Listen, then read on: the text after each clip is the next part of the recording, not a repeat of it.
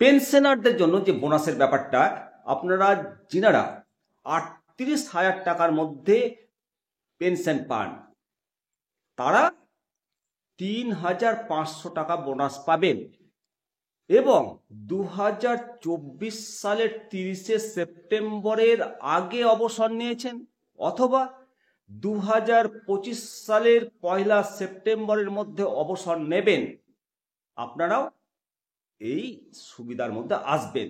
আর এক্ষেত্রে মনে রাখুন যে কোনো পেনশন হোল্ডার যদি মারা যান তাহলে ওনার স্ত্রীও এই বোনাসের আওতায় আসবে। অবশ্যই পুরো ভিডিওটি দেখার পর আপনাদের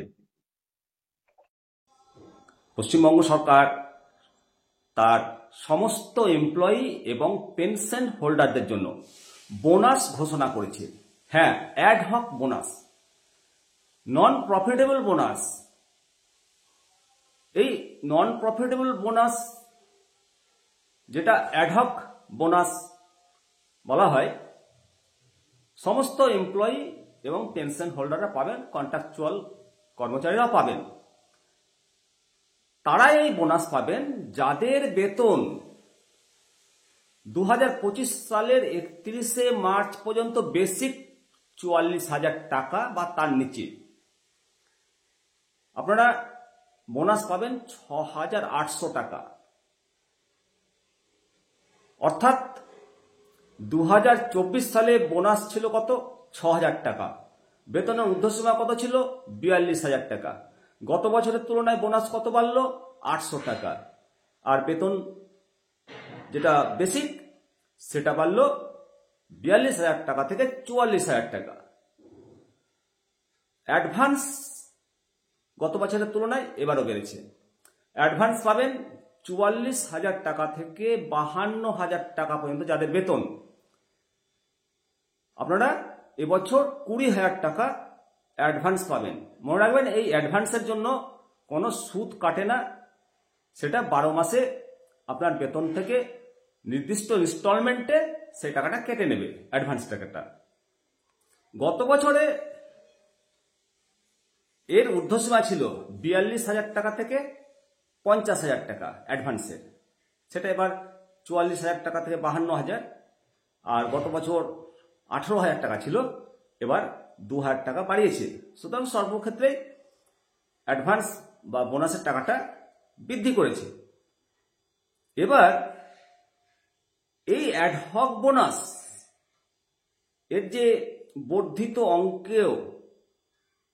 অঙ্কের টাকা পেনশনভোগীরাও পাবেন। যারা অবসর নিয়েছেন ৩১শে মার্চ ২০২৫-এর মধ্যে অবসর নিয়েছেন বা অবসর নেবেন, আপনারাও বোনাস পাবেন।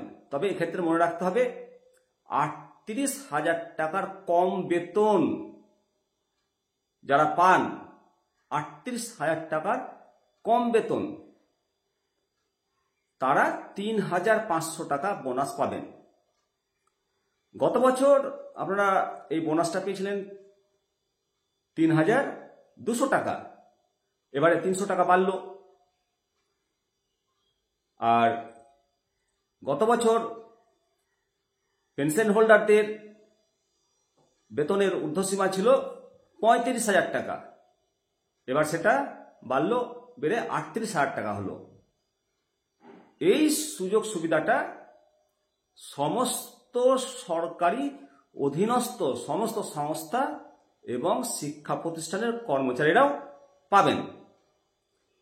এক্ষেত্রে বোনাস নির্ধারণের যে ব্যাপারটা, সেটা আর একটু আপনাদের সামনে আলোচনা করব। পুরো আলোচনাটা শুনুন, তারপর অবশ্যই মতামত দেবেন। এবারে এই বোনাসের টাকাটা কিভাবে মিলবে?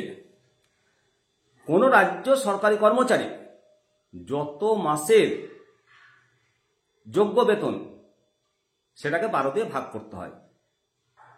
২০২৫ সালের ৩১শে মার্চের নিরিখে প্রাপ্ত বেতনের সঙ্গে সেটাকে গুণ করতে হবে।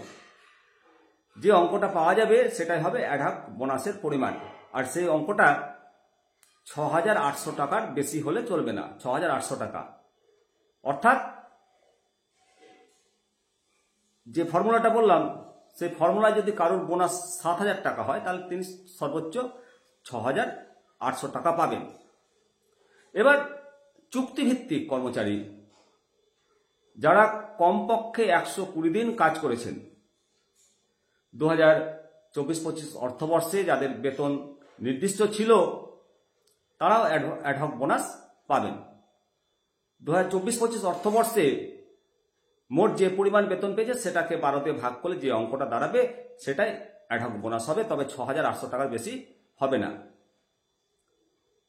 এবারে এই বোনাসের টাকা কখন পাবেন?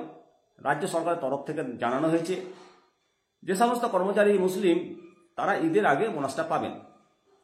আর মুসলিম ছাড়া অন্যান্য ধর্মের রাজ্য সরকারি কর্মচারীরা দুর্গাপূজার আগে বোনাস পাবেন। আগামী 15 সেপ্টেম্বর থেকে 19 সেপ্টেম্বরের মধ্যে এই অ্যাডহক বোনাস সমস্ত কর্মচারী পাবেন। তবে এক্ষেত্রে বলি যে রাজ্যে ডিএর আন্দোলন রয়েছে, ডিএ ব্যাপারে সরব হচ্ছে। ষষ্ঠ বেতন কমিশনের আওতায় 14% ডিএ পাচ্ছেন। এই বোনাস ঘোষণায় খুশি নয় সরকারি কর্মচারীরা। আগামীতে রাজ্য সরকার আরও ডিএ বাড়াবে বলে একটা ইঙ্গিত পাওয়া যাচ্ছে। তবে পে কমিশন ঘোষণা করতে হবে এবং কেন্দ্রীয় হারে ডিএ দিতে হবে। যাই হোক, এই বোনাসের ব্যাপারটা আপনাদের সামনে ক্লিয়ার করার চেষ্টা করলাম।